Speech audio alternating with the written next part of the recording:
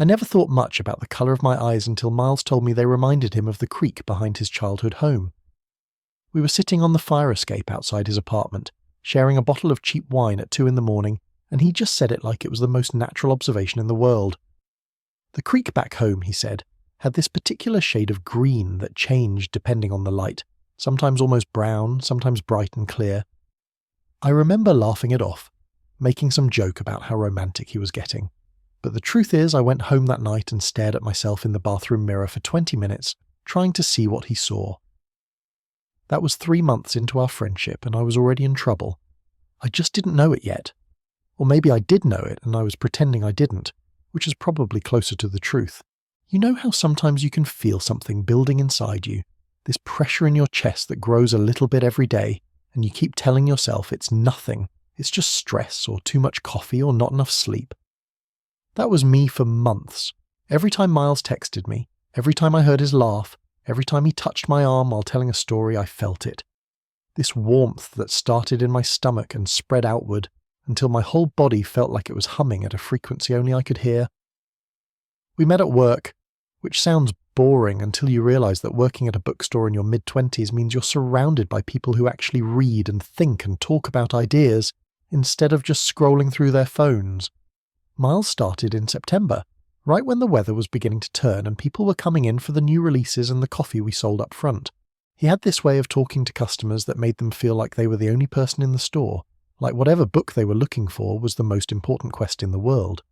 I noticed him immediately, but I notice a lot of people. I'm observant like that. It's different from being interested. Except, I was interested. God, I was so interested it scared me. Miles had dark hair that always looked like he'd just run his hands through it, which he probably had because he did that when he was thinking. He wore these flannel shirts over band t-shirts, and his jeans always had paint stains on them because he was taking art classes at the community college. He wanted to be a painter, he told me during our first real conversation. But he also loved books, so he was hedging his bets by working somewhere that fed at least one of his passions. I remember thinking that was smart, practical in a way that suggested he'd been disappointed before and learned to protect himself. We became friends the way people do when they work together and actually like each other. We started taking our breaks at the same time, then getting coffee after shifts, then texting about random things, stupid memes and observations about customers and recommendations for books or movies. He introduced me to this whole world of independent films I'd never heard of, these quiet stories about people figuring out who they were. I introduced him to science fiction, the kind with big ideas about consciousness and reality. We'd argue about endings, about whether characters made the right choices, about what the authors really meant. Those conversations felt like the most important thing in my life, and I didn't even question why. The first time I realised I was looking at Miles differently was about 6 weeks after we met. We were closing the store together on a Tuesday night, which meant it was quiet and slow, just the two of us shelving returns and straightening displays. He was up on the ladder in the literature section, and I was handing him books, and at one point he reached down and our hands touched for maybe 2 seconds longer than necessary. It was nothing, completely innocent, but I felt it everywhere. My hand, my arm, my chest, my throat. I looked up at him, and he was already looking at me, and there was this moment where neither of us said anything, where the whole store seemed to hold its breath. Then he smiled, that easy smile he had, and asked me to hand him the next book, and the moment passed. But I didn't forget it. I thought about it that whole night, lying in bed, staring at my ceiling, trying to figure out what it meant. I'd dated women before, 3 serious relationships, a handful of casual things, the usual progression of figuring out what you want and who you are. I'd never questioned my sexuality, never really thought about it beyond the default assumption that I was straight because that's what everyone was unless they told you otherwise. But lying there in the dark, remembering the way Miles's fingers had felt against mine, remembering the way my body had responded, I started to wonder.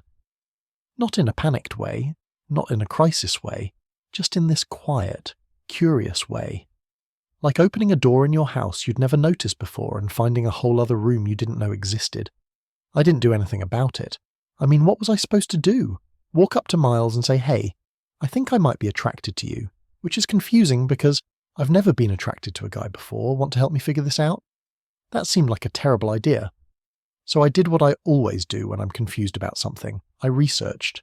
I read articles and forum posts and watched videos of people talking about their experiences realizing they were bisexual or gay or queer. I learned terms I'd heard before but never really understood. Compulsory heterosexuality, sexual fluidity. The difference between romantic and sexual attraction. It was like learning a new language for feelings I'd been having but couldn't name. The thing that struck me most was how many people described it the way I was experiencing it, not as this sudden lightning bolt revelation, but as this gradual awareness like watching the sunrise. You don't notice it at first because it's dark and that's normal, but then there's this hint of light on the horizon, and then more light, and then suddenly you realize it's been getting brighter this whole time and you just weren't paying attention. That was me with Miles. Every conversation, every shared lunch break, every time he texted me something funny or thoughtful or sweet, it was getting brighter. I was falling for him in slow motion, and I couldn't figure out how to stop it, or if I even wanted to. The fire escape conversation happened on a Friday night in November. We'd both worked late, and afterward Miles suggested we grab food, which turned into grabbing drinks, which turned into buying a bottle of wine and going back to his place because the bar was too loud, and we actually wanted to talk. His apartment was small, a studio in an old building with high ceilings and windows that didn't quite close all the way. He had paintings everywhere, some finished, some just sketches, some abandoned halfway through. The place smelled like oil paint and coffee, and something else I couldn't quite identify, something that was just Miles. We sat on his couch and talked about everything and nothing, his family back in Oregon, my family here in the city, his complicated relationship with his father, my complicated relationship with my mother, the way we both felt like we were supposed to have our lives figured out by now but had no idea what we were doing. He told me about this guy he'd dated in college, how it had ended badly, how he'd sworn off relationships for a while after that. I told him about my last girlfriend, how we'd wanted different things, how I'd realized I was staying with her more out of habit than actual feeling. We were honest with each other in a way I hadn't been honest with anyone in years, maybe ever. At some point we moved to the fire escape because the apartment was getting stuffy and we wanted to see the stars, even though you can barely see stars in the city. We sat on the metal grating with our backs against the brick wall, passing the wine bottle back and forth, and that's when he said it. "Your eyes are the colour of the creek back home." He said it quietly, almost like he was talking to himself, and then he looked at me like he was surprised he'd said it out loud. I asked him what he meant, and he described this place he used to go as a kid. This creek in the woods where he'd sit and draw and think about getting out of his small town. The water was this particular shade of green-brown, he said, and it was always moving, always changing, and it was the most peaceful place he'd ever known. I didn't know what to say to that. Thank you seemed inadequate. Making a joke felt wrong, so I just looked at him, really looked at him, and I let myself feel everything I'd been trying not to feel for months. The way his presence made me calmer and more excited at the same time. The way I looked forward to seeing him more than anything else in my day. The way I noticed every detail about him. The small scar above his left eyebrow, the way he bit his lower lip when he was concentrating, the exact shade of brown his eyes turned in different lighting. I was in love with him. That was the truth I'd been avoiding. And sitting there on that fire escape with the city humming below us and Miles looking at me like I was something worth studying, I couldn't avoid it anymore. But I still didn't say anything. Because what if I was wrong? What if this feeling was one-sided? What if I ruined our friendship by admitting something he didn't want to hear? Miles had mentioned dating a guy, so I knew he was into men, but that didn't mean he was into me. Maybe I was just his friend, his co-worker, someone he felt comfortable with but nothing more. The fear of losing what we had kept me quiet, even as everything in me wanted to close the distance between us and kiss him and see what happened. We stayed out there until almost 4 a.m, until the wine was gone and we were both shivering from the cold and making plans to get breakfast as soon as somewhere opened. When I finally went home, I felt like I was carrying this enormous secret, this truth that changed everything about how I understood myself. I wasn't straight. I was something else, something I was still figuring out, but definitely something that included being attracted to Miles. And that felt simultaneously terrifying and liberating, like jumping off a cliff and discovering you could fly. The next few weeks were torture. I became hyper-aware of everything Miles did, every word, every gesture, every look. I analysed our conversations like they were texts in a literature class searching for hidden meaning. When he touched my shoulder, was that friendly or something more? When he suggested we hang out outside of work, was that a friend thing or a date thing? When he smiled at me in that particular way, soft and warm and just a little bit shy, what did that mean? I was driving myself crazy, and I knew it, but I couldn't stop. Work became this strange dance where we orbited each other, close but not too close, friendly but not too friendly. I caught him watching me sometimes, and when our eyes met, he'd look away quickly, and I didn't know if that meant something, or if I was just seeing what I wanted to see. Our co-workers definitely noticed something. Sarah, who managed the coffee bar, made a comment about how Miles and I were always together, how we had our own little world. She said it teasingly, but I felt my face get hot, and I saw Miles shift uncomfortably, and neither of us responded. December came, and with it the holiday rush at the bookstore. We were busy constantly, which meant less time to overthink things, but also less time to actually talk to Miles beyond the surface level of work stuff. I missed our long conversations, our late-night texts, the easy intimacy we'd built. A few times I almost said something, almost just blurted out how I felt, but every time I chickened out. The words would get stuck in my throat and I'd make some stupid joke instead, and the moment would pass. Then came the work holiday party. It was at our manager's house, nothing fancy, just pizza and beer and a white elephant gift exchange. I almost didn't go because I was tired and not feeling particularly festive, but Miles texted me asking if I'd be there, and I couldn't say no to him. I never could. So I showed up with a bottle of wine and a book of poetry for the gift exchange, and I spent the first hour making small talk with co-workers and trying not to obviously stare at Miles across the room. He looked good. He always looked good. But that night he was wearing this dark green sweater that made his eyes look almost gold, and his hair was actually combed for once, and I wanted to walk over to him and tell him he was beautiful. Instead, I stood in the kitchen drinking beer and listening to Sarah talk about her holiday plans and feeling like the worst kind of coward. Miles found me eventually. He always did. He came into the kitchen and grabbed a beer from the cooler and stood next to me, close enough that our shoulders were touching, and just his presence made me feel better. We didn't even have to talk. We could just exist next to each other, and that was enough. Except it wasn't enough anymore. I wanted more. I wanted everything. We ended up on the back porch, escaping the noise and the crowd. It was cold, properly cold, the kind of December night where your breath comes out in clouds and your fingers go numb in minutes. Miles was shivering because he'd forgotten his jacket inside, so without thinking, I took mine off and put it around his shoulders. He looked at me, surprised, and I shrugged like it was nothing, like I didn't feel like my heart was about to explode from the simple act of taking care of him. "Thank you," he said quietly, and then he did something I didn't expect. He opened up the jacket and held it out, inviting me to share it with him. I hesitated for maybe 2 seconds before stepping closer, letting him wrap the jacket around both of us. We were pressed together, front to front, my jacket barely big enough to cover us both. I could feel the heat of his body, smell his shampoo, see the exact pattern of gold flecks in his brown eyes. My heart was racing so fast I was sure he could feel it. "We should probably go back inside," I said, even though that was the last thing I wanted. "Probably," he agreed. But he didn't move. Neither did we. We just stood there, wrapped in my jacket, breathing the same cold air, looking at each other like we were both waiting for something.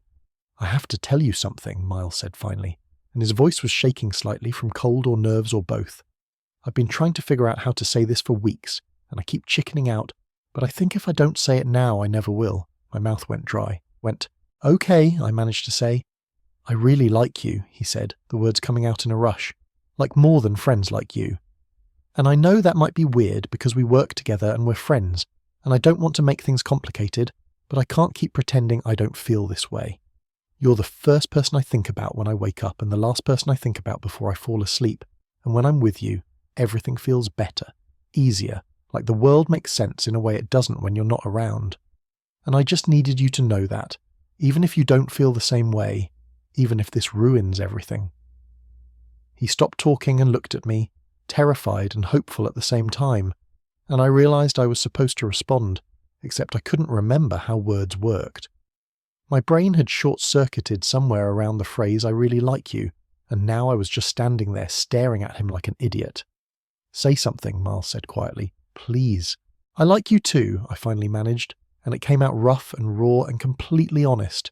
"I've been going crazy trying to figure out how to tell you. I didn't even know I could feel this way about a guy until I met you, and that's been its own whole thing I've been working through. But yeah, I really, really like you." The smile that spread across Miles's face was the most beautiful thing I'd ever seen. "Yeah?" he asked, like he needed confirmation, like he couldn't quite believe it. "Yeah," I said. And then, because I was apparently feeling brave, or maybe just reckless, I added, "Can I kiss you?" He nodded, and I leaned in, closing the tiny distance between us. The kiss was soft at first, tentative, both of us figuring out what we were doing. Then Miles's hand came up to cup the back of my neck, and I wrapped my arms around his waist, and the kiss deepened into something that felt like coming home, like finding something I didn't know I'd been looking for my entire life. When we finally pulled apart, we were both breathing hard and grinning like idiots. "So," Miles said, his forehead resting against mine, "what now?" "Now we go back inside before we freeze to death," I said, and he laughed, and I kissed him again because I could, because he wanted me to, because everything had changed and nothing would ever be the same.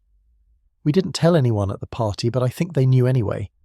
We couldn't stop smiling, couldn't stop gravitating toward each other, couldn't stop stealing glances when we thought no one was looking. Sarah definitely knew. She cornered me by the door when I was leaving and said, "About damn time," with this knowing smirk, and I didn't even try to deny it. Miles and I left together, walking through the cold December night toward the subway station.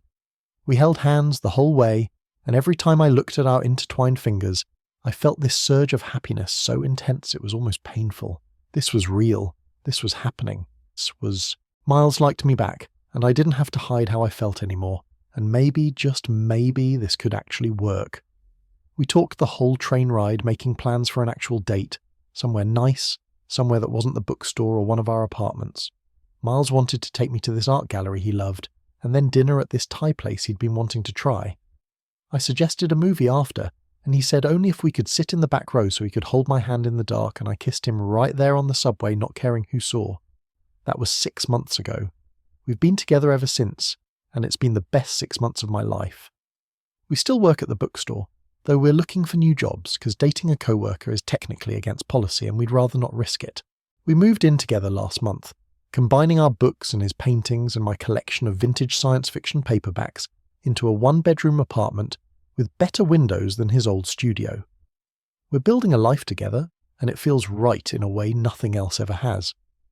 I still think about that night on the fire escape sometimes, when Miles told me my eyes were the colour of the creek back home. I understand now what he meant. He was telling me I reminded him of peace, of home, of the place where he felt most himself. And that's what he is to me too. Home. The place where I can be completely honest about who I am and what I want. The person who made me realise that love doesn't look the way I thought it would, and that's okay. That's better than okay. That's everything. Coming out has been its own journey. I told my close friends first, and they were all supportive in that slightly awkward way of people who want to be allies but aren't quite sure what to say.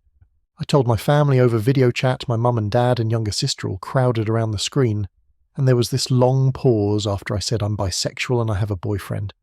And then my sister said, "Cool, can we meet him?" And my mum said, "We just want you to be happy." And my dad didn't say much, but he smiled, and that was enough. Miles met my family last month, and they loved him. My mum kept asking him about his paintings, and my dad talked to him about books, and my sister immediately adopted him as her new favourite person. Watching them all together, watching Miles fit seamlessly into my life, I felt this overwhelming sense of gratitude for taking that chance, for being honest, for letting myself feel what I was feeling instead of pushing it away because it didn't match what I thought my life was supposed to look like. I'm not going to pretend it's all been easy.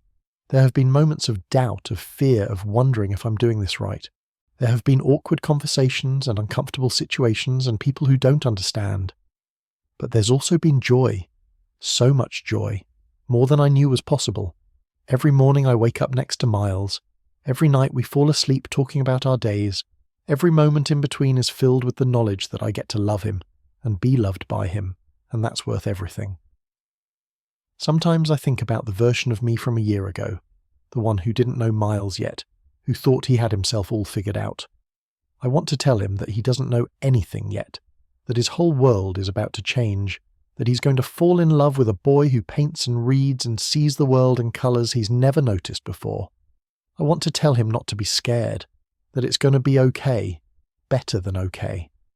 I want to tell him that the creek back home is waiting, that peace and home and love are all the same thing, and he's about to find them in the most unexpected place. But mostly I'm just grateful. Grateful that Miles walked into that bookstore. Grateful that he saw something in me worth knowing. Grateful that I was brave enough eventually to tell him the truth.